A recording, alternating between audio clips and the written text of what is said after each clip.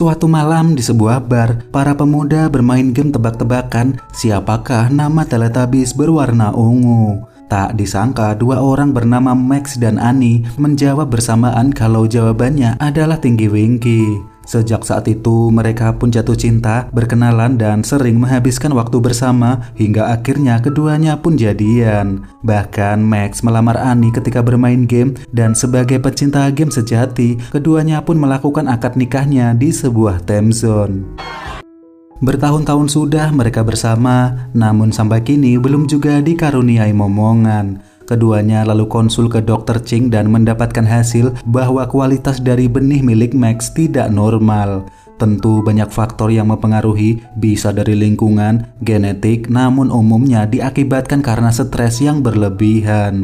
Annie pun menceritakan kalau Max memang punya kecemasan karena kakaknya lebih segalanya dari Max. Kakaknya bernama Brooks, lebih sukses, lebih ganteng, lebih berkarisma, dan hal itulah yang membuat Max merasa tertekan akibat terlalu merasa inferior dari sang kakak. Max tentu membantah kalau ia iri dengan kakaknya, namun Dr. Ching malah minta dikenalin dengan kakaknya Max yang katanya ganteng dan kaya itu.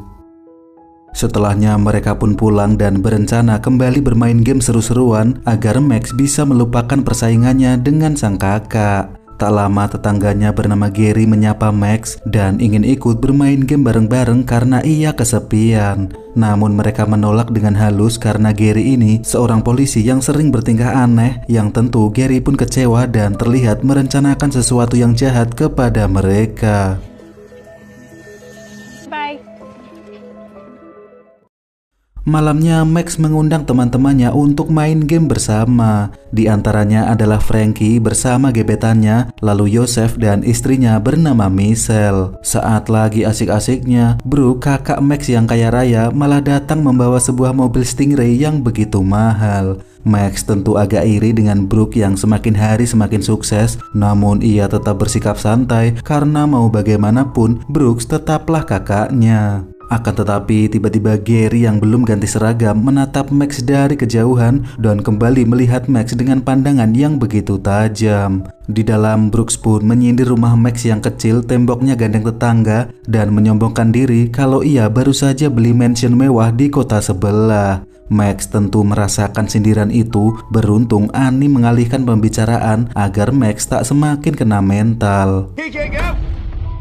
No, 92 to 96. Oh, Boutros Ghali. Poor man's Johnny Depp starred in Jericho. Rappers love this Cuba Spain. Singkat cerita, malam mulai larut dan mereka semua berencana untuk cabut. Brooke mengundang mereka semua untuk datang ke mansionnya minggu depan bermain game di sana. Semua setuju, namun Max terlihat insecure karena ia tahu Brooke cuma ingin pamer kekayaan saja. Seminggu kemudian, Max akan berangkat ke rumah Brooke. Tiba-tiba saja Gary mengagetkannya dan lagi-lagi meminta untuk ikut bermain game, namun Max kembali mengabaikannya. Kini akhirnya Max sampai di rumah Brooks yang ternyata melebihi ekspektasinya, di mana rumah itu sangatlah mewah dengan halaman yang sangat luas. Setelah masuk, teman-temannya sudah sampai duluan dan Frankie membawa pacar barunya bernama Sarah. Brooks yang melihat Max membawa mainan murahan langsung mengambilnya dan dibuang begitu saja. Dia bilang permainan malam ini akan sangat epik, tak seperti permainan murahan kalian sebelumnya. Sebentar lagi seseorang di ruangan ini akan diculik, di mana kalian harus segera menemukannya sebelum penculik itu mengeksekusi korban. Siapapun di antara kalian yang berhasil menemukan korban akan mendapatkan mobil Stingray miliknya. Dengan sombong, Brooks menambahkan kalau ia tak suka naik mobil itu dan lebih suka naik Avanza saja. Semua tentu sangat tertarik karena mobil Stingray itu sangat mahal, namun Max merasa kesal melihat kakaknya yang angkuhnya nggak ketulungan. Di sisi lain terlihat dua orang penjahat telah memantau rumah Brooks dari kejauhan. Sementara di dalam seseorang telah mengetuk pintu dan dia adalah agen FBI jadi-jadian bernama Henderson. Mereka pun diberikan dokumen berisi clue tentang misteri penculikan yang akan mereka pecahkan. Namun tiba-tiba saja dua orang penculik sungguhan datang menghajar Brooks.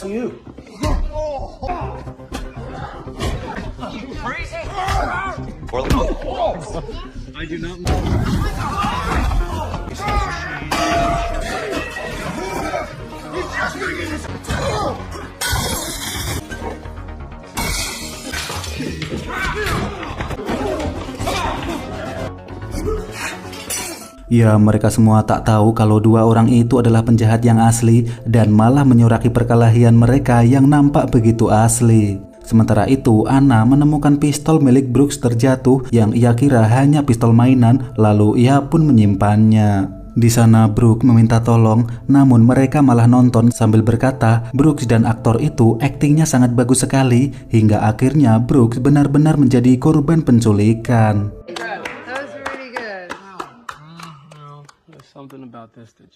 Setelahnya Frankie pun menendang-nendang Henderson yang sudah tepar, namun ia tetap tak bangun karena memang pingsan beneran. Kini mereka semua membaca clue yang diberikan, namun malah gak paham apa maksud dari teka-teki itu yang isinya tebak-tebakan kerang-kerang apa yang enak. Beruntung Annie yang pintar punya ide untuk melacak ponsel milik Brooks, lalu mereka pun pergi duluan. Sedangkan Sarah menemukan dompet milik Brooks, kemudian menelpon pihak kartu kredit agar tahu siapa orang yang dibayar oleh Brooks akhir-akhir ini, karena bisa jadi orang itu adalah aktor tadi. Sarah kini berhasil mendapatkan alamat aktor bayaran itu, lalu Frankie yang iseng mengunci Michelle di dalam kamar agar saingannya berkurang, lalu ia pun pergi dari sana. Kembali ke Annie yang berhasil menemukan ponsel Brooks di tempat sampah dan tak sengaja melihat salah satu penculik itu di luar bar. Mereka pun mengendap masuk, lalu Annie menodongkan pistol yang ia kira mainan ke para penculik, sedangkan penculik itu tentu takut karena tahu betul pistol itu asli dan ada isinya. Sementara itu Frankie kini bertemu dengan aktor sewaan Brooks bernama Melinda yang ketiduran dan memintanya untuk membocorkan lokasi di mana Brooks diculik. Melinda tentu minta uang kalau mau bocoran, namun ternyata Frankie nggak punya uang karena habis dipecat. Di sisi lain, Michelle kini berhasil keluar kamar dan Henderson juga sudah bangun dari pingsan dengan muka yang udah bonyok. Tak lama aktor penculik bayaran bertopeng badut malah baru datang dan terkejut melihat Henderson yang kesakitan. Mereka mengaku tadi telat karena beraknya lama dan Henderson bilang kalau tadi ia diserang penjahat asli. Semua tentu bingung lalu menghubungi Melinda dan mengatakan kalau Tuan Brooks telah benar-benar diculik oleh orang yang tak dikenal.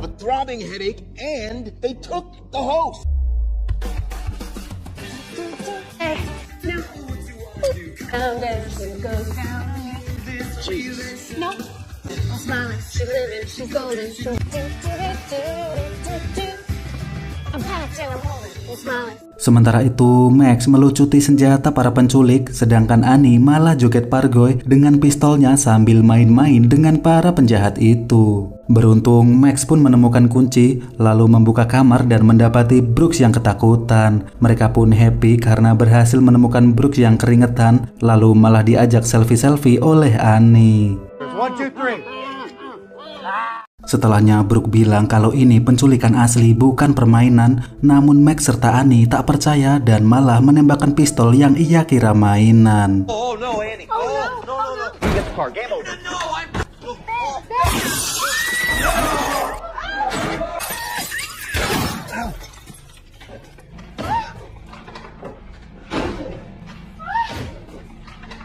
What? Oh my God, I shot! You shot me. I know.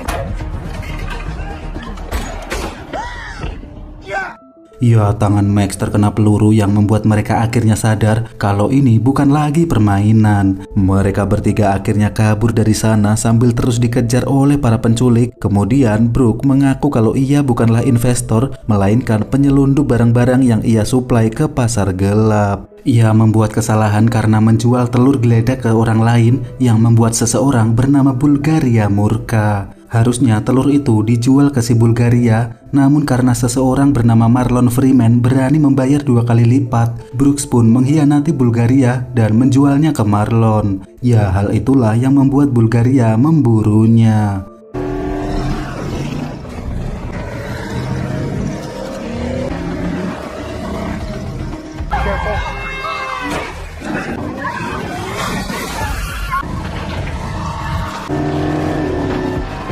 Sebenarnya bisa saja ia membeli kembali telur gledek itu, namun sayangnya Brooks tak bisa menemukan Marlon karena Marlon rupanya adalah sebuah nama samaran. Brooks juga bilang kalau jangan melapor ke polisi karena mafia Bulgaria juga menempatkan mata-matanya di kepolisian. Sementara itu para penculik tadi masih saja mengejar mereka. Karena sudah tak ada jalan lain dan tak mau menyeret adik serta adik iparnya ke dalam masalah besar, Brooks pun memutuskan untuk meloncat menyerahkan diri saja.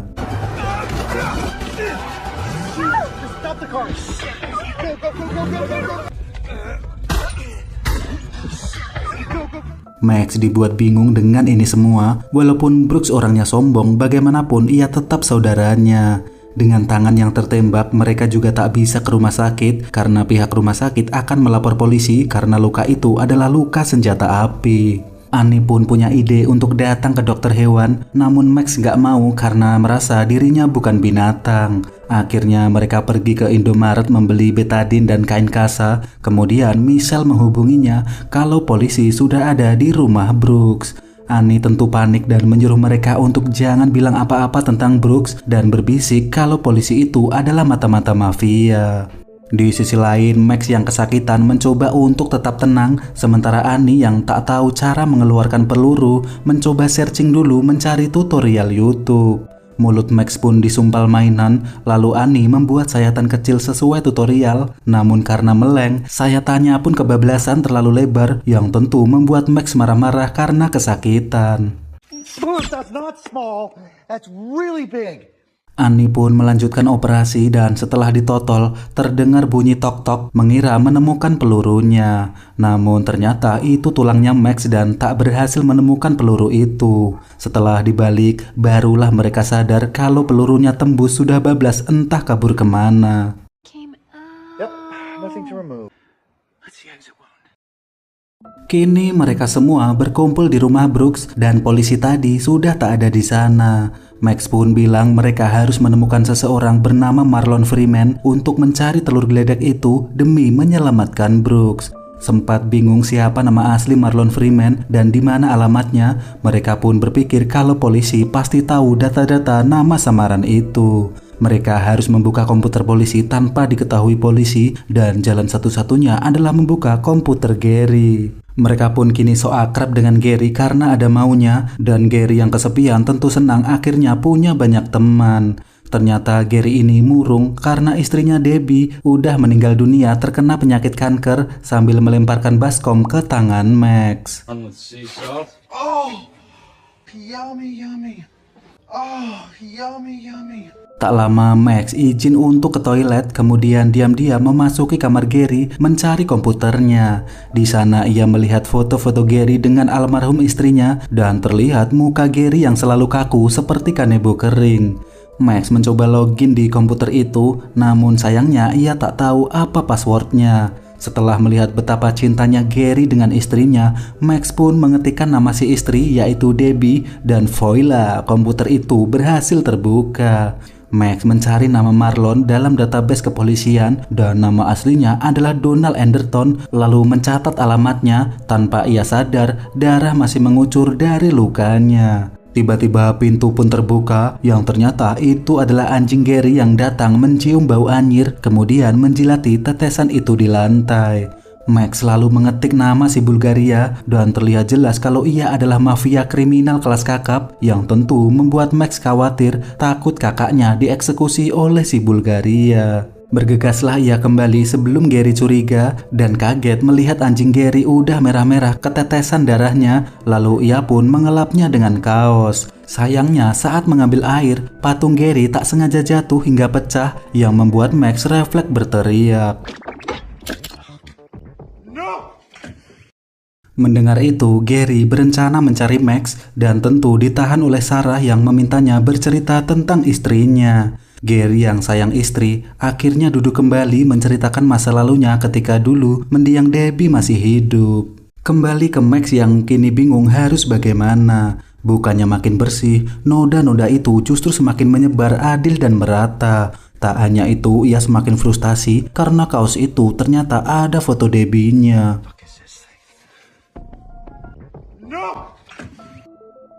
Max akhirnya menyerah bodoh amat dengan noda-noda itu, lalu mengajak teman-temannya untuk kembali pulang. Di dalam mobil, penculik itu menelpon Max kalau mereka telah menawan Brooks. Max selalu menjawab untuk jangan membunuh kakaknya dan berjanji ia akan menemukan telur geledek itu. Akhirnya sampailah mereka di alamat Donald Anderton alias Marlon Freeman, namun bingung bagaimana cara memasuki gerbang otomatis itu.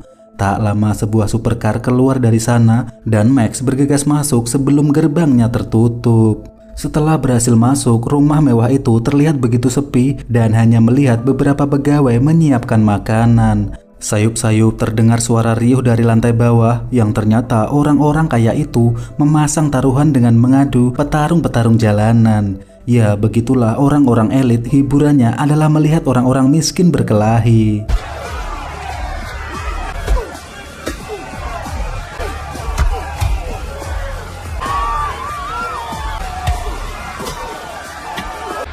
They are real.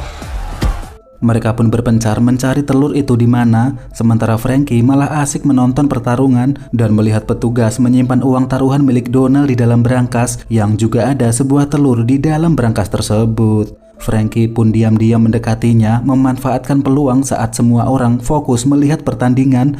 Namun, Who are you? ya, ia ketangkap basah yang membuat semua orang melototinya. Lalu Donald pun bertanya, siapa dirimu dan kenapa menyentuh telurku? Frankie pun mencoba santai dan hanya menjawab kalau telurmu besar sekali. Lalu terjadilah kejar-kejaran di antara mereka.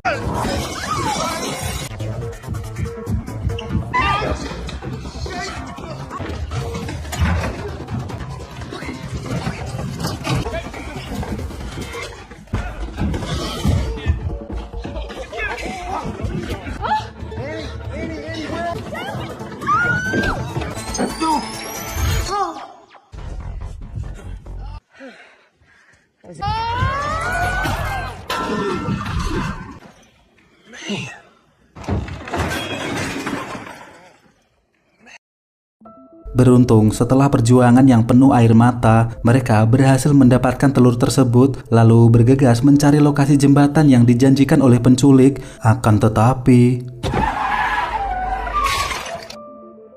ya, telur itu malah pecah akibat ngerem mendadak dan mereka mengira mungkin telurnya made in China. Akan tetapi Annie menemukan sebuah kertas di dalamnya berisi daftar nama orang, kemudian menemui penculik yang sudah berada di sana. Mereka semua pun disuruh tiarap di aspal, sementara penculik menelpon bosnya agar segera datang. Tahu kalau ia akan segera mati di sana, Brooks pun mengucap kata perpisahan dan bilang ke Max untuk jangan insecure lagi. Aku hanyalah penipu, Max. Semua pencapaian yang kudapatkan dalam hidup adalah hasil berbuat curang. Bahkan saat kita main PS dulu, ku cabut stick PS-mu agar aku bisa menang. Aku tak lebih darimu. Kau harus bangga dengan dirimu sendiri. Kau punya karir, hidup tenang bersama istri yang menyayangimu. Max, sebenarnya justru aku yang iri denganmu. Itulah kenapa aku selalu berbohong kalau aku seorang investor kaya raya, yang nyatanya aku hanya seorang pecundang yang menyedihkan. Kau tahu Max, aku bahkan mencurangi permainan ini agar kau bisa menang, sambil menyuruh Max mengambil sesuatu di kantong jaketnya. Ya, ternyata Brooks telah menaruh kunci mobil itu di sakunya dan merancang semua agar adiknya itu menang. Di balik sifat sombongnya, ternyata Brooks tetap sayang dengan adiknya itu. Sempat sedikit terharu, namun suasana kembali tegang tatkala bos dari penculik itu menyuruh anak buahnya untuk mengeksekusi mereka semua. Beruntung Gary si muka kenceng pun tiba-tiba datang dan berhasil melumpuhkan para penculik itu.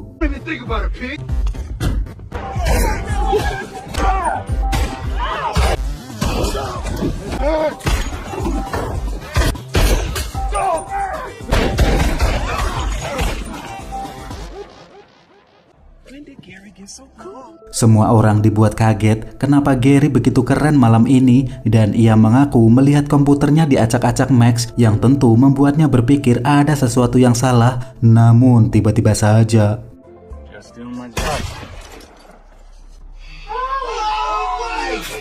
ya, Gary pun ditembak oleh si penculik yang ternyata masih hidup. Kini sambil menunggu ambulan, di waktu sekarat Max meminta maaf kepada Gary karena tak pernah mengajaknya bermain bersama. Gary yang malang hanya menitipkan pesan kepadanya agar Max mau merawat anjingnya yang lucu itu. Hanya anjing itu temannya selama ini, yang tentu membuat Max merasa bersalah selalu mengabaikan Gary. Namun ternyata semua itu palsu guys. Darah itu rupanya cuma sirup marjan rasa koko pandan. Ya, Gary lah yang merencanakan permainan ini, bahkan penculik itu aktor bayaran Gary. Kau tahu Max, saat kemarin kau tak mengajakku bermain, aku sengaja membuat permainan sendiri dan melibatkan kalian semua dalam permainanku. Brooks pun marah-marah karena ia hampir dibuat jantungan dengan permainan Gary yang begitu nyata, dan Max juga ngambek karena tangannya sudah bolong. Gary tentu bingung karena aktornya menggunakan peluru palsu dan akhirnya Brooks mengaku kalau itu pistol miliknya yang memang asli. Mereka lalu bertanya, jadi siapa mafia Bulgaria itu sambil memberikan daftar nama di kertas tadi yang menurut Gary itu adalah daftar orang-orang yang berada dalam program perlindungan saksi dan tak lama kemudian ya, itu adalah si Bulgaria yang asli mencari daftar nama itu. Lalu Max berjanji akan memberikannya asalkan Bulgaria membiarkan mereka hidup. Bulgaria pun setuju dengan itu. Namun Brooks yang tahu kalau si Bulgaria akan tetap mengeksekusi mereka semua, memilih menelan kertas itu untuk mengulur waktu. Ia pun lalu dibawa oleh mereka untuk dibedah di pesawat jet dan Brooks mewanti-wanti Max untuk jangan mengikutinya.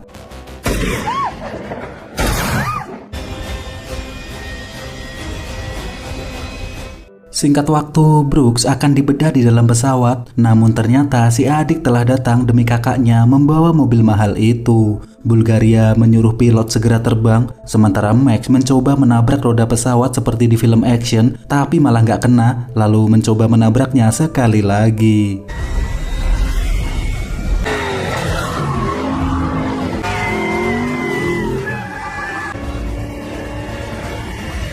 You missed it. We're coming!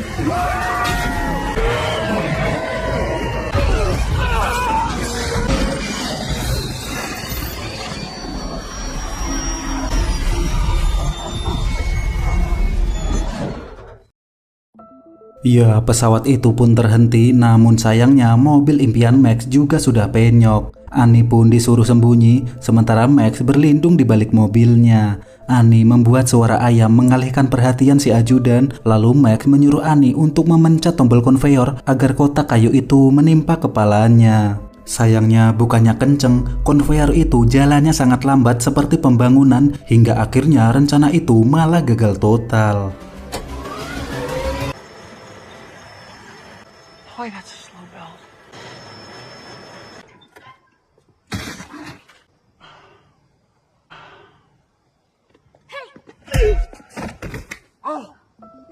Beruntung Annie memukulnya dengan apar dan Max memujinya kalau suaranya sangat renyah sekali. Di sisi lain, Bulgaria telah sadar dari pingsannya, akan tetapi pilotnya ternyata pada pingsan semua dan tak lama terdengar suara kaki dari atap yang ternyata itu adalah Max.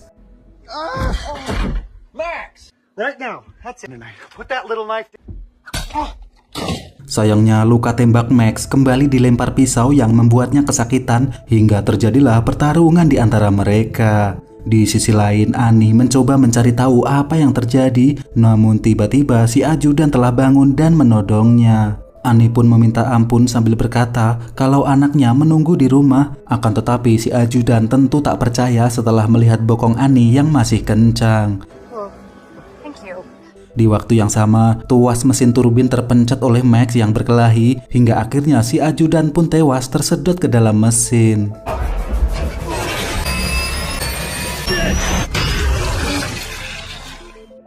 Kembali ke Max yang masih berkelahi, Bulgaria berhasil meraih senjata yang membuat Brooks ketakutan. Beruntung sebuah pertolongan jatuh dari atas langit malam.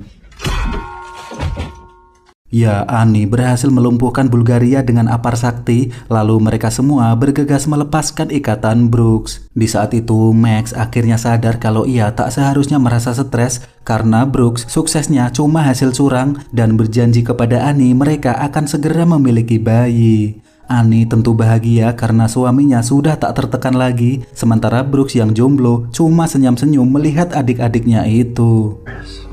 Yeah. Oh, because China's the future. 3 bulan kemudian, waktu berjalan seperti biasanya. Kehidupan kembali normal dan Max serta Annie masih suka bermain game dengan teman-teman. Di sana Brooks bercerita kalau ia menjadi tahanan luar, namun ia tetap bahagia karena ternyata kertas yang kemarin ia telan berhasil keluar dan dibeli orang senilai $3 juta di pasar gelap. Max memarahinya karena orang-orang di daftar itu pasti akan dihabisi.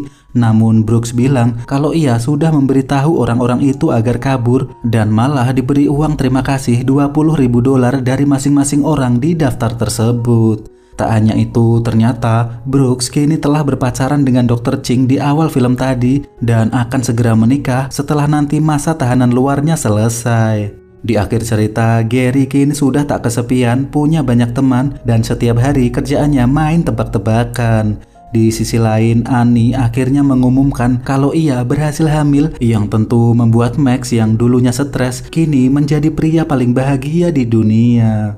Namun ternyata di luar rumah itu sudah ada 2 penculik yang entah suruhan siapa lagi dan cerita pun berakhir.